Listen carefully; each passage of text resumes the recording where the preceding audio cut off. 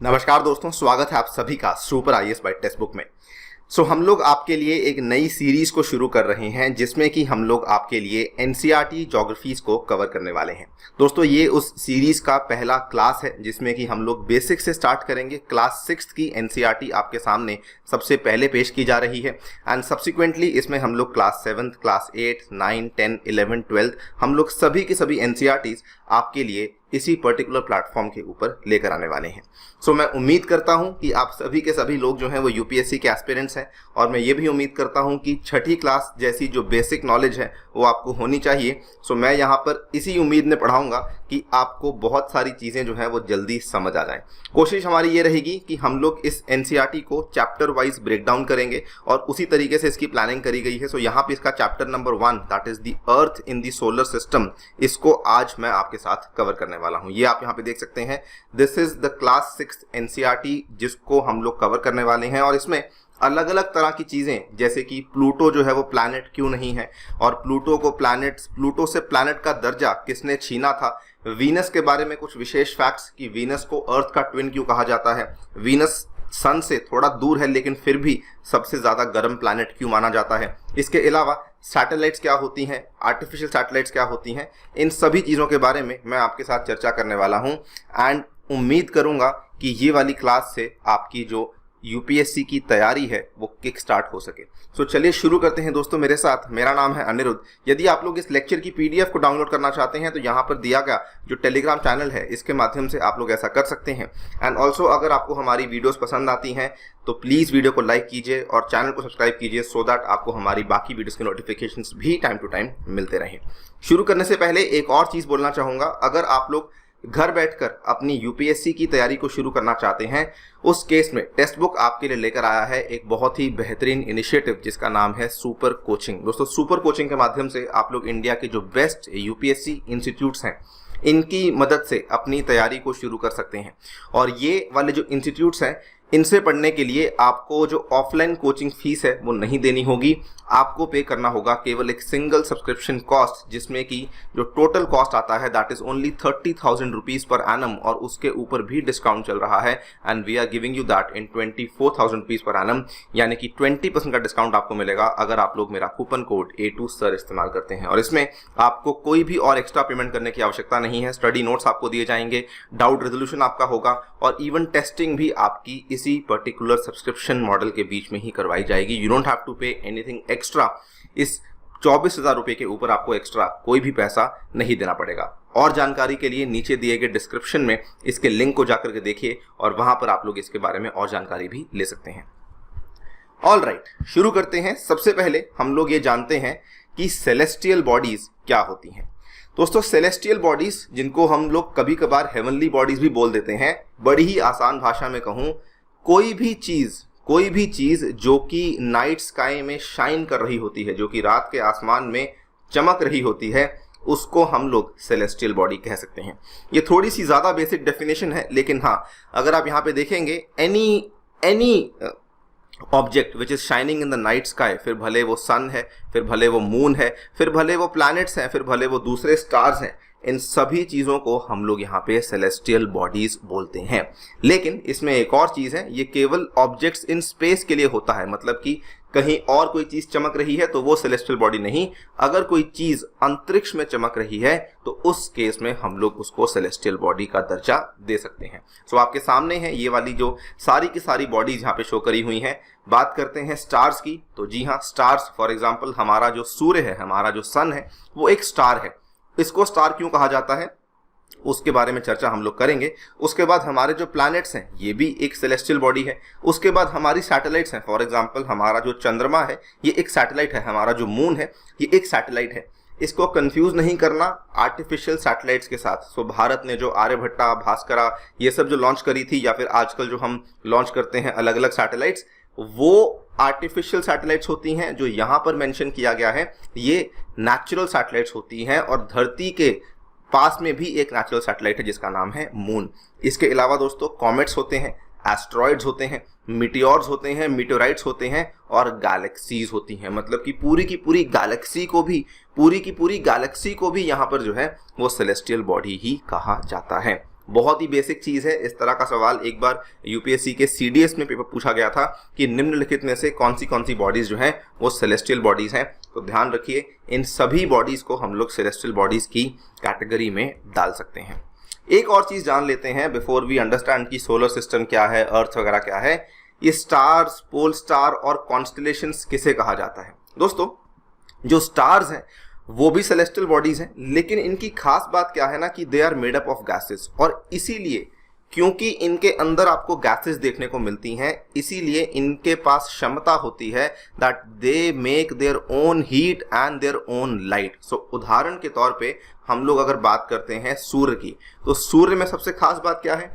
आपने कई बार सुना होगा सूर्य को कहा जाता है अनलिमिटेड सोर्स ऑफ एनर्जी। तो ये जो एनर्जी है ये सूर्य के पास आई कहाँ से? बिकॉज इसके अंदर बहुत सारी गैसेस हैं, और वो गैसेस के अंदर बहुत सारी रिएक्शंस हो रही हैं, जिसके चलते वो अपनी हीट और अपनी लाइट को एमिट कर रहा है। और ये भी कोई छोटी मोटी अमाउंट में एमिट नहीं करता, ये बहुत ही लार्ज अमाउंट में एमिट करता है। इसीलिए पूरी धरती को रोशन करने का काम भी यहाँ पे सूर्य ही करता है। और ये वाला जो सूर्य है इसको स्टार कहा जाता है। तो स्टार वाली कहानी तो यहाँ पे हमें इजीली समझ आ गई। देखिए, जो हम आसमान में रात को देखते हैं उनको हम लोग स्टार्स बोल देते हैं, लेकिन टेक्निकल भाषा में जो स्टार्स होते हैं वो असल में केवल इन चीजों को कहा जाता है who have their own heat and their own light. अब एक और चीज है that is called as the pole star. Pole star की बड़ी अहमियत है। पोल स्टार क्या है? प्राचीन काल की बात है। People use to determine directions during the night with the help of stars. तो आपने एनसीईआरटी में ये वाली फोटो को डेफिनेटली देखा होगा, जिसमें दिखाया गया है कि किस तरीके से ये लड़की यहाँ पर देख रही है पोल स्टार की तरफ।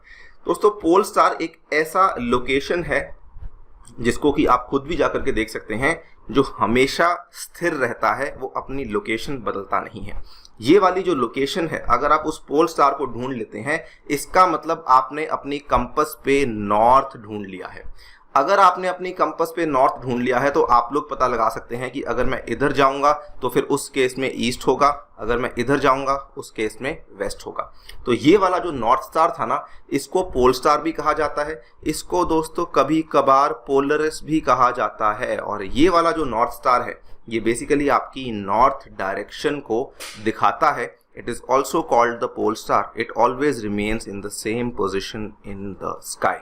तो स्टार्स और पोल स्टार का आपस में कोई लिंक नहीं है। स्टार का काम यह है कि वो आपको हीट और लाइट दे रहा है, यानी कि सन का काम यह है, और पोल स्टार का काम यह है कि वो आपको डायरेक्शन दिखा रहा है। दोनों में आपस में कोई डायरेक्ट लिंकेज नहीं है। हाँ, सुनने में काफी सिमिलर है, वो स्टार है वो पोल स्टार है, but they don't have any direct linkage. इसके बाद अगर बात करते हैं कॉन्स्टेलेशन की, तो कॉन्स्टेलेशन क्या चीज है? नाउ आपने कई बार सुना होगा सन साइंस के बारे में, या फिर आपने कई बार ज़ोडिएक साइंस के बारे में सुना होगा, जैसे कि लिब्रा, वर्गो, कैप्रिकॉन, सैजिटेरियस वगैरह वगैरह, राइट, पाइसेस, ये सब सुना होगा। तो ये कहीं ना कहीं इन कॉन्स्टेलेशंस के साथ डील करते हैं।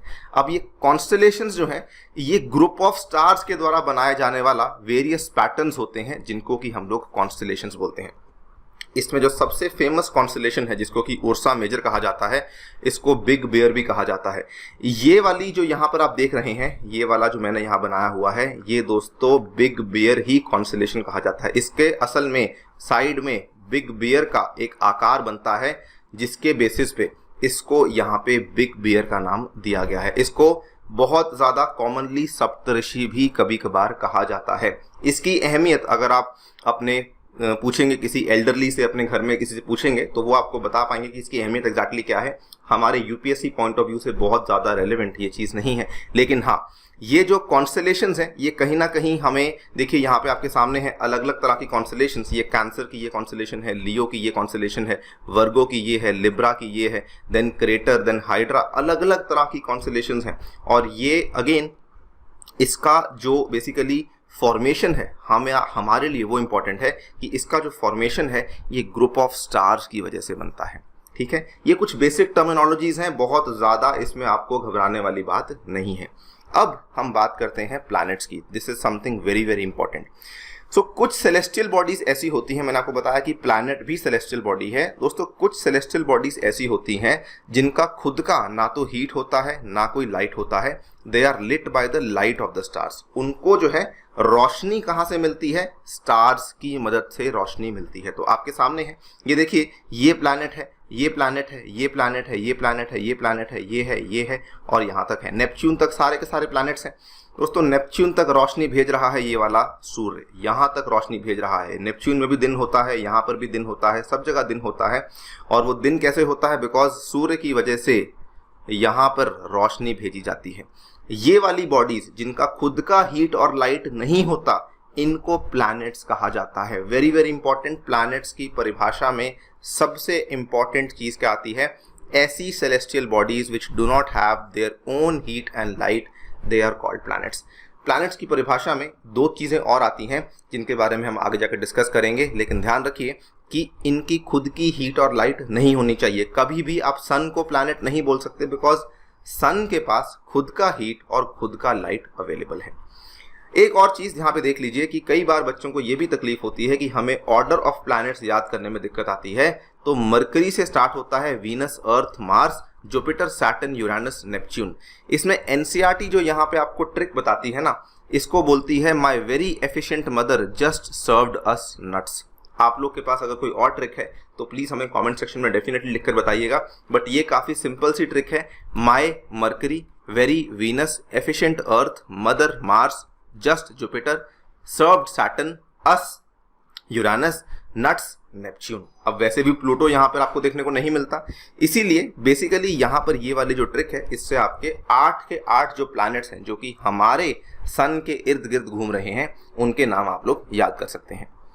इन्हीं प्लैनेट्स के बारे में एक और चीज आपको जाननी जरूरी है। मैंने कहा था परिभाषा में नंबर 1 चीज यहाँ पे ये आती है। दूसरी चीज क्या आती है? जो भी प्लैनेट्स होते हैं, they move around the sun in fixed paths. These elongated paths are called as orbits। तो ये बड़ी इंपॉर्टेंट चीज है कि जो यहाँ पे प्लैनेट्स हैं वो एक ऑर्बिट में घूमेंगे। अगर कोई चीज ऑर्बिट में नहीं घूम रही है, उस केस में उसको हम लोग प्लैनेट नहीं बोल सकते हैं। सो ये 8 के 8 जो प्लैनेट्स हैं, they move around the sun in fixed paths. These elongated paths are called as orbits। इसके बाद अगर हम लोग प्लैनेट्स के ही बारे में कुछ और तथ्यों को जाने तो उसमें क्या आता है कि मरकरी जो है that is nearest to the sun. तो ऑब्वियसली यहाँ पर हमने देखा कि मरकरी जो है दैट इज सबसे क्लोजेस्ट। नंबर 2 पे दोस्तों यहाँ वीनस आता है, नंबर 3 पे यहाँ पे अर्थ आता है। तो ये बड़ा सिंपल है कि डिस्टेंस वाइज बात करें तो मरकरी जो है वो क्लोज है, वीनस जो है वो आगे है, अर्थ जो है वो आगे है और नेपच्यून यहाँ पे ऑब्वियसली सबसे दूर है। Mercury is nearest to the sun and takes only about 88 days to complete one round along its orbit। इस चीज को थोड़ा समझिए, ये थोड़ा सा कठिन है।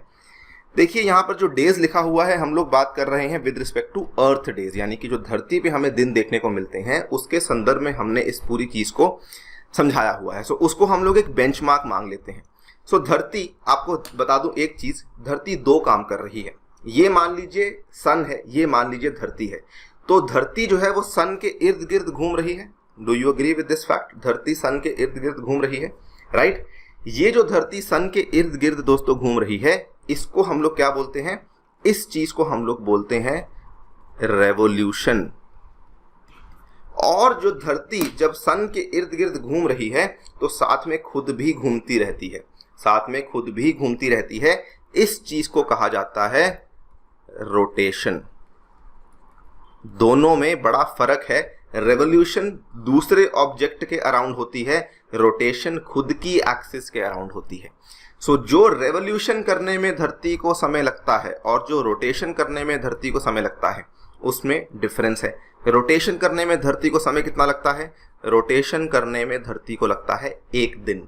सो आप आज सुबह 7 बजे आप उठे, आपने देखा कि दिन हो रखा है, अगले दिन सुबह फिर से दिन होता है, अगले दिन सुबह फिर से दिन होता है।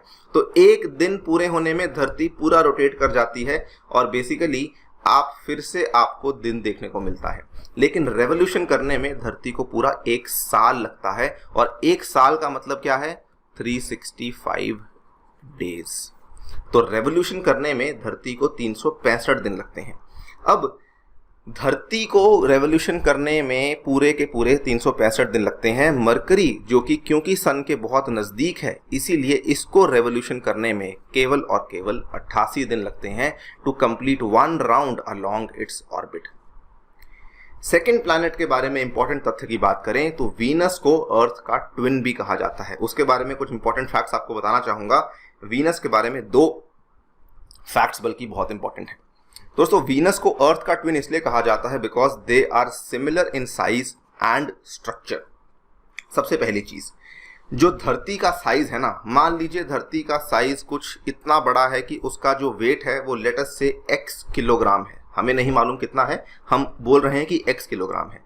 दोस्तों जो वीनस का साइज है वो ऑलमोस्ट 80% ऑफ x है, वेरी वेरी क्लोज, इतना क्लोज जो है वो और कोई भी प्लैनेट नहीं है।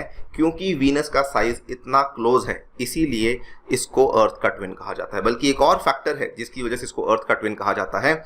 अगर हम लोग धरती की बात करते हैं ना, तो धरती का ऑब्वियसली एक रेडियस है, धरती का ऑब्वियसली एक रेडियस है।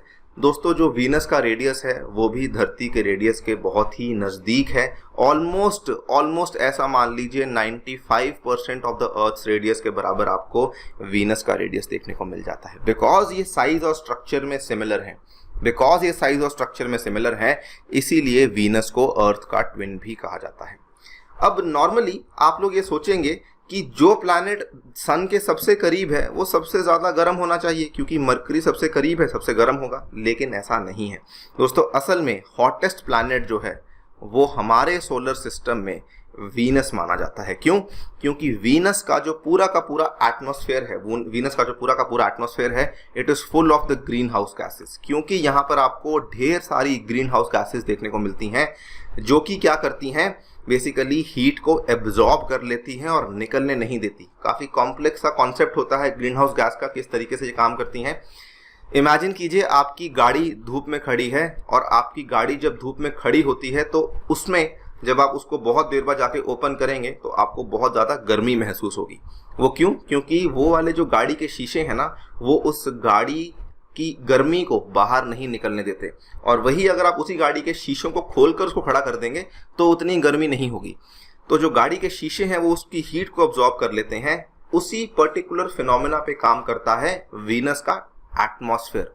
तो सन की हीट वीनस के अंदर जाती है लेकिन बाहर नहीं निकलती, बिकॉज उसके एटमॉस्फेयर में बहुत सारी ग्रीन हाउस गैसेज होती हैं जो कि उसको ट्रैप कर लेती हैं, जिसकी वजह से ये बहुत ज़्यादा गर्म हो जाता है। मरकरी के केस में ऐसा नहीं है, वीनस के केस में ऐसा है। इसीलिए Venus is the hottest planet in our solar system.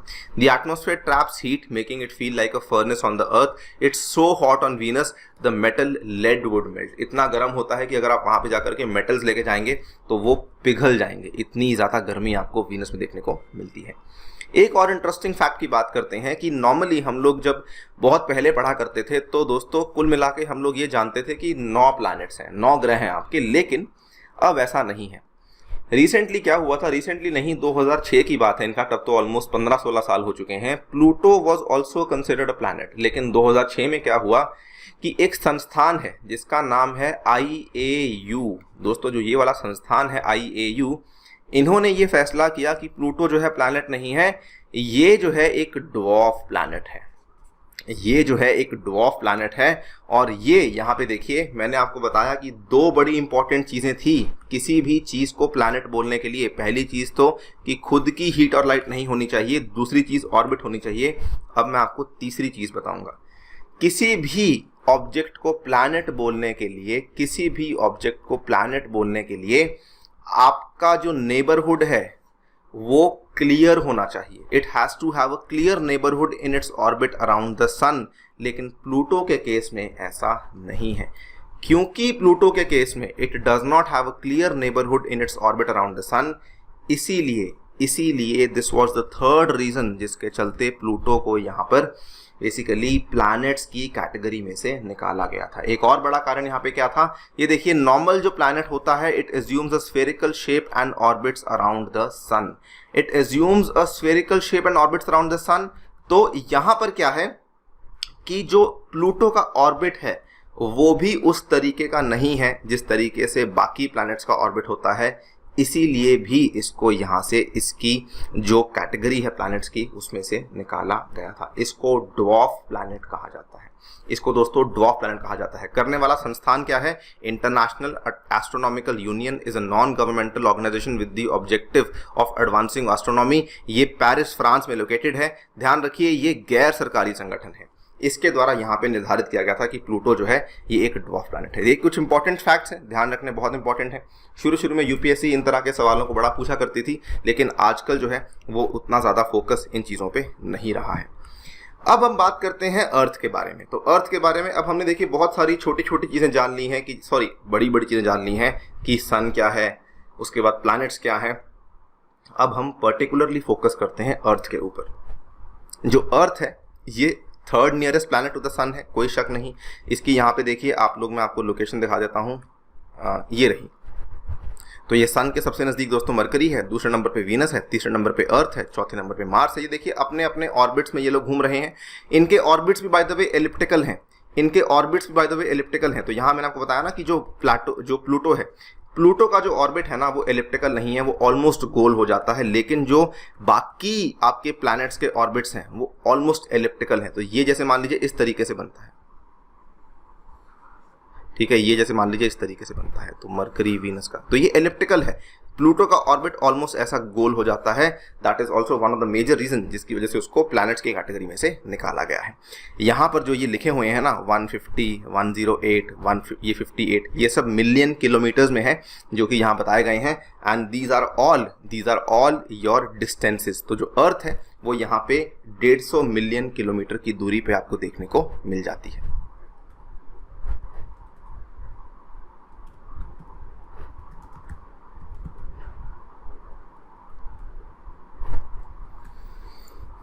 ये थोड़ा अप्रॉक्सीमेट नंबर है, ध्यान रखिएगा। एग्जैक्ट नंबर थोड़ा सा काफ़ी अलग है, ऑब्वियसली बिल्कुल एग्जैक्ट नंबर यहाँ पे हमें याद करना भी इंपॉर्टेंट नहीं है। लेकिन हाँ 151 के आसपास है, मुझे भी एग्जैक्ट नंबर यहाँ पे याद नहीं है, 151.5 समथिंग ऐसा कुछ है। I am not really able to recall.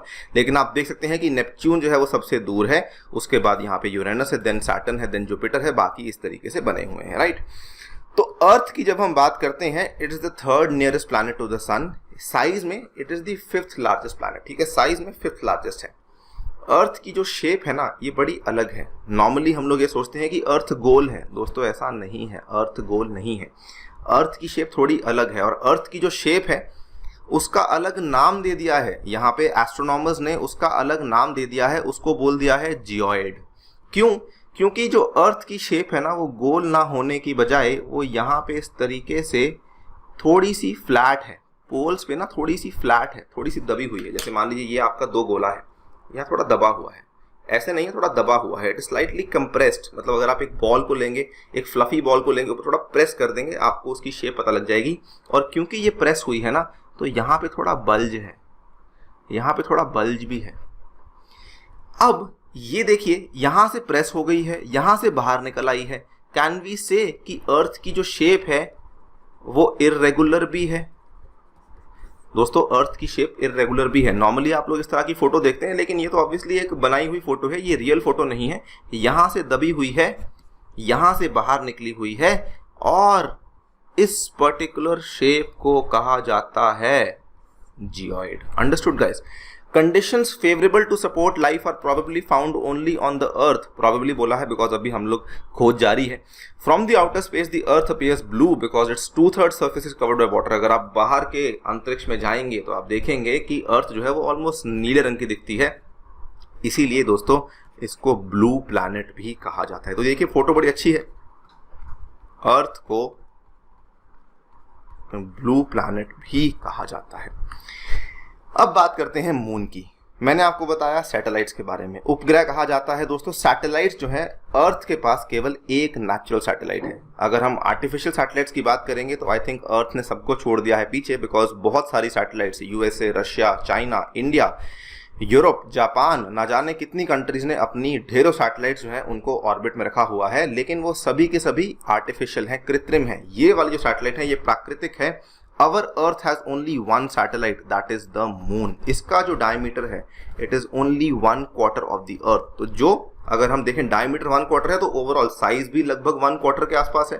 It appears so big because it is nearer to our planet than other celestial bodies। दोस्तों ये क्योंकि जो है ये बहुत नज़दीक है हमारे, इसीलिए हमें बहुत बड़ी नज़र आती है। अदरवाइज जो चंद्रमा है ये असल में ज़्यादा बड़ा नहीं है। तो आपको दिखता होगा नाइट स्काई में, वो दिखता है बड़ा लेकिन है बहुत छोटा, बिकॉज एक्चुअली ये हमारे बहुत नज़दीक है। तो केवल 3,84,400 किलोमीटर की दूरी पे हमें चंद्रमा देखने को मिल जाता है। ये वाला सवाल भी कई एग्जामिनेशन में पूछा जा चुका है।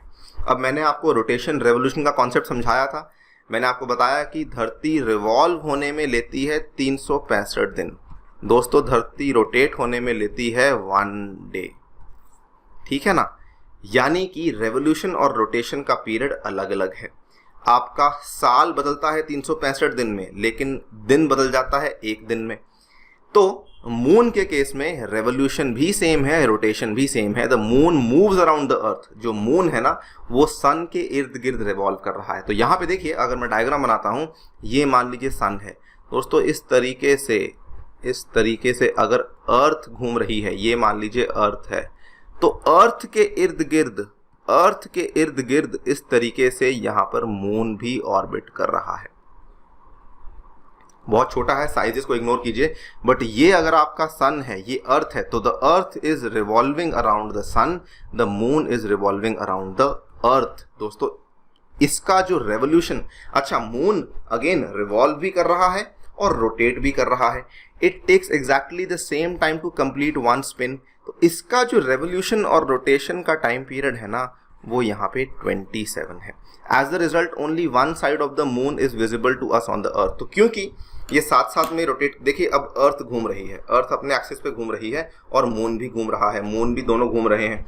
बट क्योंकि ये हमेशा घूमता रहता है और हमेशा इसका रोटेशन और रेवोल्यूशन का हमेशा टाइम पीरियड सेम है, तो धरती पे आप कहीं भी जाकर के देख लेंगे, इसका केवल एक ही साइड आपको देखने को मिलेगा, दूसरा साइड आपको देखने को नहीं मिलेगा।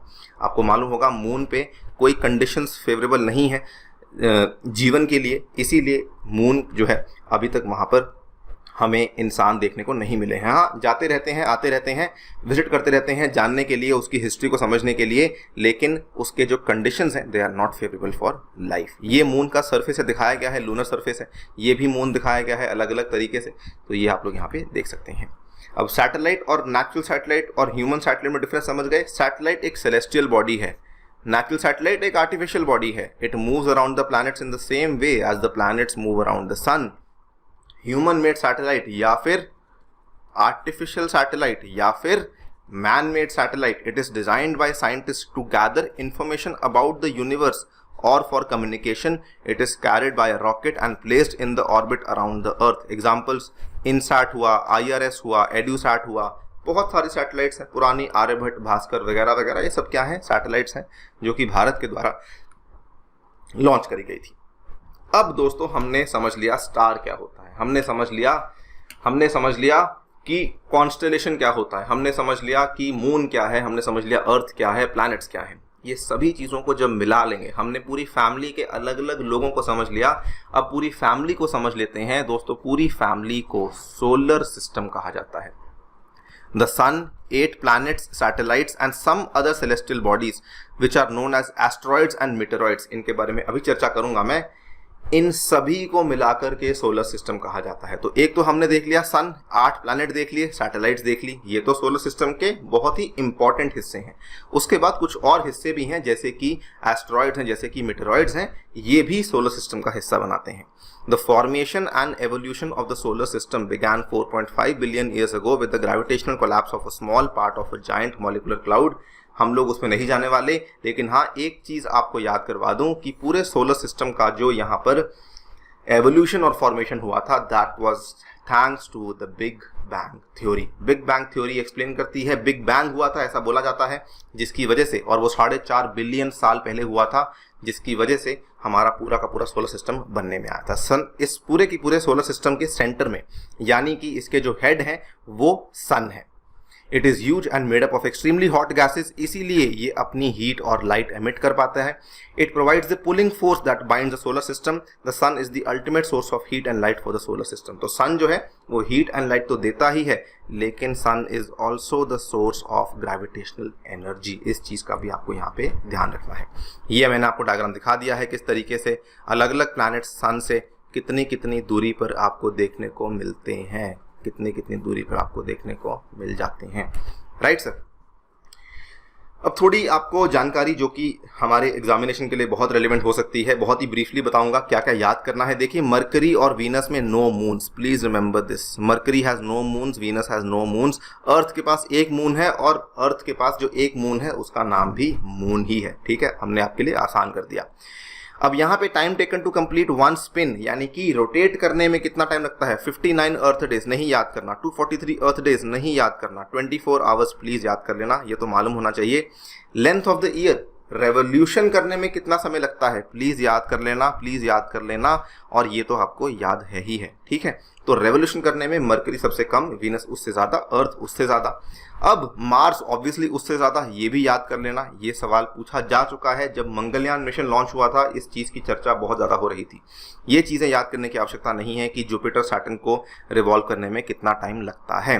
तो यहाँ पर आपके सामने है mercury, Venus, Earth, Mars, Jupiter, Saturn. दोस्तों यहाँ पर जो ये वाले आपके मून्स, जो ये वाले आपके बेसिकली प्लैनेट्स हैं, यहाँ पर आप देखेंगे तो मार्स में 2 मून हैं, जुपिटर में 75 मून्स हैं, सैटर्न में 82 मून्स हैं, और इनकी ना डिस्कवरी होती रहती है, हमें भी पता नहीं लगता, और डिस्कवरी होती रहती है। तो वी डोंट नो, हो सकता है कल को और कोई मून भी निकल कर आ जाए। Time taken to complete one spin, इसके 24 घंटे से ज़्यादा है, लेकिन इसके 10 घंटे हैं और इसके 10.7 आवर्स हैं। ये सब चीज़ें याद करने की आवश्यकता नहीं है।